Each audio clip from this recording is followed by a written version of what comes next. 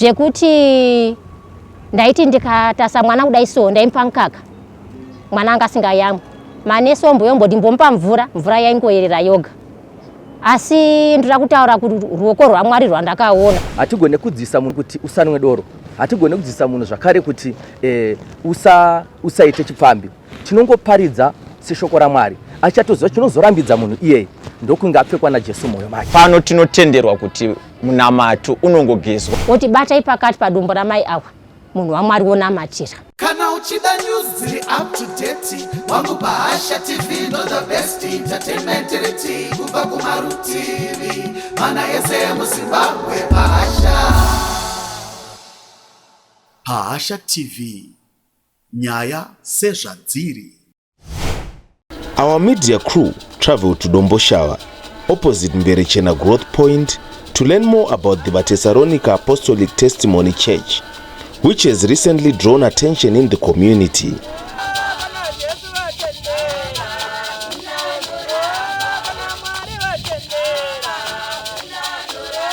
Ndinogamuchira vana vose veZimbabwe, Africa yose, nyika dzose dzakatikomberedza paAfrica. Inosangano rinonzi Thessalonica Apostolic Testimony Church. Sangano rakavambwa mugore ra2012. Mwari vachitaura neni nhume yavo mugomo reZhombwe. Ndo mandakange ndine chiroto chekutanga ndichita sendiri kuverenga padombo parugwaro rwaJohn 1:23 mukati. Sangano ravaThessalonica parakagara panapa rakangoshifta chete kubva pamusoro peOld Road yekuenda kuSendai kuroti sangano iri from 2012-2013 raiva close neTide Road. Ndokuzobva ipapaya kuti riuye pano from 2014 kusvika patiri nhasi. Sangano revaThessalonica Apostolic Testimony Church tinochengeta zuva reSabata Saturday ndo zuva ratinopinda service yekunamata tichishumira ushumiri hwaMwari kudzidzisa vanhu zviri mushoko raMwari nezvinodiwa naMwari uye kuti vangatevera sei. Mwari vachitisarudza seboka revaThessalonica tichigamuchira kutaura kwaMwari. Tine mitemo 10 yatinotora mushoko raMwari kana kuti yatakagamuchira mushoko raMwari. Pa9 yemitemo iyi inonzi usa, but tine mumwe chete unonzi rangarira unova mutemo weSabata watinoremekedza zvizhinji, watinokoshesa zvizhinji kuti kukwana nekusvika kwezuva iri mabasa edu anotichengeta tinomasiya tichimhanyira kubasa reushumiri shoko raMwari ratinozvisarudzira kuti tirambe tine ukama naMwari, tirambe tiri muukama naMwari. Saka paboka ravaThessalonica tinochengeta mitemo yese iri 10, asi pane weSabata takawana pane authority yaMwari yekuti tiende kudenga. Mimba yavaThessalonica tinopfeka magemenzi white. Uyezve munopfekwa ma-t-shirt nehembe dzerwadzano, majaketi ehembe dzerwadzano kumadzimai. Kuna nababa ndokwatine ma-t-shirts kureva tinotenderwa zvakare kuti pakubata kwatinoita pawiki rekutanga remwedzi vanhu vanopfeka ma-t-shirts, rechipiri vanhu vanopfeka ma-t-shirts vakasanganisa zvakare nehembe dzerwadzano, wiki rechitatu pamwedzi vanopfeka magemenzi, rekugumisira renge rakasangana ligariya yese iri mukereke yemba yavaThessalonica. Mimba yavaThessalonica tinotenda mushoko raMwari muchiprofita kubva mubhuku raMwari nekutaura kwaMwari panhume dzavakatuma kuti nyika painorarama inoda kuziva kwavari kubva nekwavari kuenda uye kubatsirikana mumatambudziko avanosangana navo. Patinoungana muzuva reSaturday iri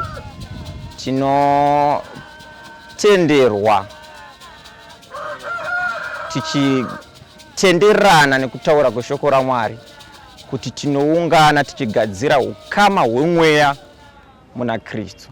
Paukama hwemweya watinotenderana tichivaka muna Kristu, tinenge tiri pabasa rekushumira, tichirwa nechitema, tichirwisana nechitema chapararira munyika, chiri kupa zvizhinji zvinokatyamadza nezvinovhundutsa nezvinoshamisa. Asi pakuitika kwazvo zvose izvi, tiringoripo pakunyengetera, tiringoripo pakukudza zita raMwari, tichiisa mashoko edu, tichiisa mabvi edu patsoka dzaMwari, tichikumbira ruoko rwaMwari kuti pavatigovera upenyu sevanhu, vamwe vana vari kupinda munjodzi vari vadiki vagowana basa reushumiri hweshoko kuti vabude muzvitema zvakasanganisira mumadrugs, zvakasanganisirawo kuroorwa vachiri vadiki, kusateerera vari vabereki vavabereka, kusagona kugarisana nehama sehama. So muboka revaTesaronika tiri kutenderwa kupfeka magemenzi pamwe chete nemauniform. Patiri kupfeka nhumbi idzi tiri kudzitora senhumbi dzemuKristu dzekurwa nadzo, tinodziremekedza zvizhinji. Tinotenda kuti mubhuku yaMwari mune mitemo negumi irimo iri kuna Exodus, ndiyo yatakagamuchira uye tichiteedzera. Asi tisingagone zvakare kuti kuna anodya zviri kurambidzwa mushoko raMwari timuti usadya. Why? Nekuda kwekuti isu pachedu hatigone kudzivisa munhu kuti usadye chakati. Members of the church read the Bible, believe in prophecy, and hold their services every Saturday. Zita senem. Miriam Baiwa. Ndokutenda ishedzere zita remurume zvakazara. Chakundwa muripi. Dzokorodzai zvakare. Chakundwa muripi. Dzokorodzai. Chakundwa muripi. Interestingly, they do not discourage those who drink beer from joining their gathering. Hatigone kudzisa munhu zvakare kuti usanwe doro. Hatigone kudzisa munhu zvakare kuti usaite chipfambi. Tinongoparidza seshoko raMwari. Achatoziva chinozorambidza munhu iyeye ndokunge apfekwa naJesu mwoyo make. Saka isi tinotaurawo zvakare kuti zveshuwa kune mhuka dzisingadyiwe kune dzisingadyiwe, but singamba tatoti munhu nekuti anodya zvakati asvike paimba yaMwari. Tinomutendera kusvika onzwa murero weshoko raMwari. Mwari kana apinda mari achiona kukosherwa nazvo, ndo paanozosiya oteera zvinoda Mwari pakutaura kwavo. Musi wechina tinoita ruwadzano, tinoparidza, tinoverenga Bhaibheri muchechi medu. Vanhu vanoparidza,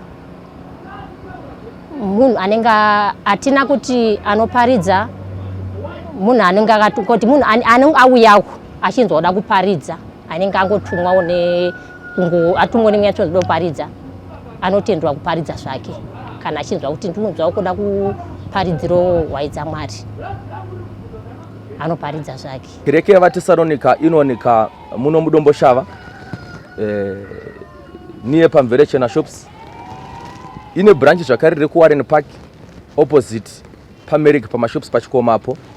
Ine branch zvakare riri muBudiriro Park 1 and 2.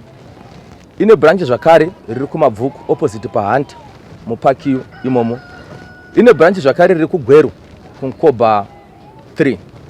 Ine branch zvakare riri kuenda muMarusapi kunonzi Kwatandi. Ndinovimba kuti ndo mabranch atinawo muno muZimbabwe so far. Kune dzimwe nyika dziri kunze tine vari kuchemera vachiti kuZambia svikewo mutigadzire boka rekunamata. Tiri kumbobata tinemi pama online atenge tinawo, but shuwo cheduwo ngatichiwanawo patinobatawo tinemi, ndo zvimwe chete zvakare nenzvimbo yeBotswana. Unlike many other churches, vaTesaronika is also venturing into poultry projects to help cover bills and church needs.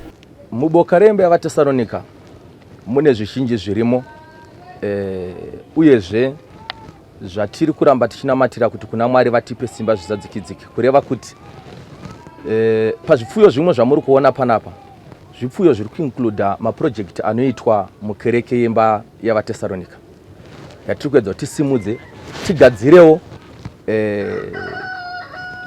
nzira dzinogadzirwa mabasa muvana vari kuyaruka, madzimai arimo mumamisha mumakommunity akatikomberedza kuti vasararame vachitinoshayawo zvekuita paupenyu hwavo. Uyezve pazvipfuyo zvatiri kuchengeta tiri kuda kuti zvikoro zvakatikomberedzawo tine vana vanofana kuzenge vachifamba vachiuya kuzowanawo zvidzidzo zvekuziva zvipfuyo izvozvo nemachengeterwo azvo kuburikidza nekerekere imba yavatesaronika Apostolic Testimony Church. Uyezve zvakare tirimo mukurwisa dambudziko renzara rekuti hakuna mabasa, hatina chekuita. Tinoimba kuti zvose zvemaprojekti akavapo anobatsira vari mukereke yemba yaMwari necommunity, nekuti community yacho ndio irimo mukereke mukunamata zvakare.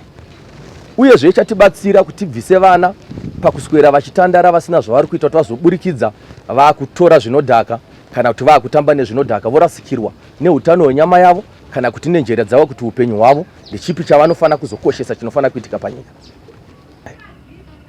Tinobatsirwa naMweya Mutsvene, tine mbiya dziri panapa nedzimwe hari dziri pakati pedu taidzishandisa semudziyo kubikira mimwe yeminamato. Pano tinobikirwa munamato weporiji, tinobikirwa munamato wetii, saka tinoshandisa dzimwe dzehari dziri pakati pedu. Dzimwe dzembiya idzo dziri pakati pedu tinodzishandisa semidziyo kuisira mvura zvichida munamato inonamatwa nayo, inogona kunge ichida kushandiswa pakugezwa panzvimbo inoi kana kumwaiwa panzvimbo inoi. Tinoshandisa midziyo iyi, tinoshandisa mvura pakushandisa midziyo iyoyi kuti itakuri kana kuti ishandisike. Tinoshandisa zvakare matombo anonamatirwa naMweya Mutsvene ova nesimba ratinotenda mari kuti patinofamba nemabwe iyayo tichimageza kana kuti patinofamba nawo parwendo tinawo, tine kumwe kugamuchira kwatinako nekutenda kwatinako paminamato yedu iyoyo. Tine matestimony akawanda anosanganikwa nawo pakushandisa minamato iyoyi. Ndio zvimwe zvatinoshandisa panzvimbo inoi. Testimony yandinayo, ndine testimony pamusoro pemwana wangu. Ndakarwarwa nemwana wangu. Arwara kudai so, ndira kutaura ruoko rwaMwari rwandakaona. Ndakaenda kuchipatara kwaMakumbi. Ndaenda kuchipatara kwaMakumbi. Mwana akanzi ngapiwe bed 1 week ari paoxygen. Zvekuti ndaiti ndikatasa mwana kudai so ndaimupa mukaka. Mwana anga asingayamwi. Manesi ndimbompa mvura yaingoyerera yoga. Asi ndira kutaura kuti ruoko rwaMwari rwandakaona kubudikidza nemuprofita wepaTesaronika panapa. Ndakati ndaifonera baba mwana wangu adai so baba ati musaore moyo. Ndakasvika pakumbodzingwa nemanesi. Zvichinzi chimbobva timboone mwana wako kuti mwana wako aita sei. Ndakatanga kufonera baba. Ndikati baba ndadzingwa nemanesi. Mwana wangu uyu sikaina baba iko musaore moyo. Mwana wenyu mupenyu. Handina kupera tariro. Ndakaramba nchitedza ingatawa na baba. Ndapedza kudaro ndakasvika ndikaenda ndikaona doctor. Ndikati nai doctor mwana wangu. Sikanzi aiwa mwana wako mupenyu. Ndikati ndidomboonawo mwana wangu. Sikanzi chimbomira. Ndira kutenda pamberi paMwari kuti ndakasvika. Zvikanzi mwana wako mupenyu. Chandira kutenda Mwari ndechekuti 7 days mwana ari paoxygen. Ndakati doctor aiuya, zvinonzi doctor haafonerwi, doctor haauyi nenguva. Pana mwana wangu aiuya nenguva. Achiuya, asei mwana wako, asei mwana wako. Doctor aitoona mwana wangu, aita akasvika doctor dai so, aingosvika. Otarisei mwana, odzokera. Zvekuti vamwe waitoti asi watenga dhonho kuti handina kana. Kuburikidza neminamato wemuprofita wababa Machipisa. Saka ndinongotenda Mwari kuti mwana wangu, vamwe vaibuda vasina vana wavo. But inini ndakati mwana wangu aparara uyu. asi ndakasvika pakuti after 7 days mwana akabviswa paoxygen zvikanzi chimbogara masikazwa mwana wako ari right wakubuda. Saka ndorongotenda Mwari naizvo kuti ndakaona Mwari kubudikidza nemuprofita wabamachivisa. Kereke yedu tinotungamirirwa nomweya kuti mweya wa Mwari ndo panobva chiporofita. Ndichivimba kuti chiporofita chekutanga chakagara mubhaibheri dzvene randakabata iri. Uyezve Mwari ozoburikidza kutaura zvakare pakati penyama dzedu. Taakutaura zvematambudziko anosangana nevanhu. Tinobvira kuti kune urwere hunosangana nevanhu wakasiyana siyana pakurarama. Mwari kana vatipa chizaruro kana kutaura kwavo, nyika inokwanisa kuponeseka kubva paurwere hunenge huchirarama pakati pevanhu. Uyezve tine matambudziko anosangana nevanhu zvakare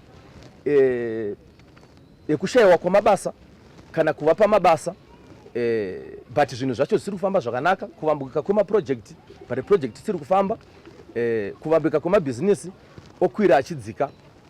Mwari vanotibatsira zvakare nechiporofita kutionesa kuti chii chingatadzisa zvinhu zvofamba zvakanaka, tozowana prayer kana munamato unoita tusimudzire zvinhu zvose zvakaita saizvozvo. Saka ndichipindura zvakare pakutaura ikoko, ndinoti kuna Mwari hakuna chisingabatsirike.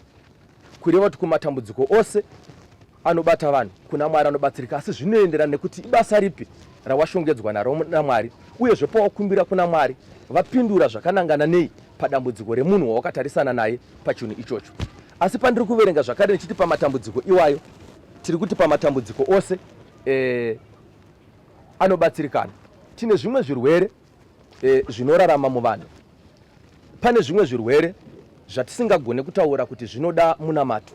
Zvinoda kuti tingonamata chete kuti munhu aramba achibatsirikana, asi achibatsirwa nemedication kuti tinoshandidzana zvakare nezvipatara kune mamwe matambudziko anenge ari pakati pevanhu. Mwari achinongedza basa rake panzvimbo ino, bishopu vairayira pamusoro pekuti munhu wese ari kuuya panapa ari kuvenga Mwari. Saka iye achingosvika pano, chinhu chekutanga chatiri kumudzosera kwachiri ndiye Mwari avenga papi. Saka iye ane ukama hwatinomutendera kuti semwoyo wake wagamuchira nekuzvisunda kuti ndiri kufanira kuenda panzvimbo yaMwari, tinomugamuchira nekumupa nzvimbo yaanofanira kuti iyo pachake atange ataura naMwari wake kana kuti ataura situation yake pamberi paMwari wake paanosvika panzvimbo inoyi. Saka kurati panzvimbo inoyi munhu wese anosvika panapa tine nzvimbo yatinomupa yaanokwanisa kutanga arumbidzwa Mwari wake, achiudzwa Mwari zvaari kuda nezvaari kukumbira pamberi paMwari. Matambudziko mazhinji ari kuwanirwa vanhu nyasha naMwari kuburikidza muimba yavaTesaronika. Ndinovimba kuti vamwe vacho tichazosanganawo navo vakutsanangura. Zvida ndikareva ndirini ndingareva nepasipo, asi ndinorangarira kuti ndine mwana ane mwanakomana wake wakatozokundikana kunyora form 4, asi tiri kutoshuwa kuti nenyasha dzakawanikwa naMwari unofanira kuzokontinya kunyora form 4 yake. Ndinovimba kuti vana ava vaive vagari vekariba, but ndinovimba kuti ndinavo pano. Mwana kungotanga from Norway, kungoti munzeve mangu mune zvapindamo, kutopedza ipapo achatokunda kutaura zvaakuteta zvichanzwisisika. Kusvikawo pavakatraya napo kuti vaende nayo kuchipatara vachitraya kusoma madrip nemamedications, shoko raakagona kupedzera kutaura rinobatika kuhama dzake nderinoti aiswa drip iroro. Zvinhu zvamandisa zviri kundipinza mvura pamwoyo ndo rakava shoko rekugumisira. Saka kuti muri ndakazotanga kuva nayo, that was 2023. Kusvika izvozvi ndinovimba kuti taane nyasha dzataanadzo. Kune hondo yemoka kubva pamukomana iyeye, kune nyaya yekungotiza achienda, but so far taakutenda Mwari kuti taakunzwana nahurukuro mukutaura kwedu nekuda kwesimba raMwari. Ndobva ipapo Mwari vari kutowanisa simba kubatsira kuna vamwe vari kuchema vachiti ndakamboita mhuri asi kuzoita mhuri kuenda kumberi zvakuramba aidha ndobata pamuviri pobva kandotanga kungobleeda zvisina muganho. Ndinovimba kuti tine chishamiso chekubatsikana kwemwana zvekutiwo paakatopfuurawo nepano zvikatava kubata tose usina kupindwa nemweya waMwari unogona kutombotorawo pfungwa dzenyama kuti zvishuwa apa pasina chinova, pasi Mwari vakataura hakuna mumwe orambidza chasadzikidzwa naMwari kana chataurwa naMwari. Wakanga uchichema kuti mwana abatike, vaiona nemaonero avo, vaiona chizvaro chavharika, vaiona zvakaraita pamuviri, vaiona chimwe chinhu chakasiyana nemunhu mukati, but tinotenda kuti chinhu chaionekwa Mwari vakaita munana mwana apo, naivo vatofara kutoramba vachiendera mberi kuti mhuri dziri kuberekwa zvichienda kumberi. Tinewo zvakare vamwe ndomba kuti vanogona kuoneka imo mukereke imomu nekuzofamba kwayo nguva vachikurukurirana nemi kumatambudziko eumwe urwere hwekuti ukabata munhu ukasanamatwa kuna Mwari kana medication haudayire, uchida kuti Mwari kana vachinge vabata pamunhu iye pano anawo medication anorarama, zvekuti vanhu vanenge vatopera tariro votosvika panguva inoti ngatichingomirira izuva, asi Mwari vane shanduro yavanogadzira pamusoro pevanhu ivavo. Saka ndiri kuti Mwari ane zvakawanda zvaari kuita pamusoro penzvimbo inoyi, zvatiri kuda kuti zvizhinji zvacho ndoda kuti zvibve kuvanhu noti kuneni muiti, asi vaitirwa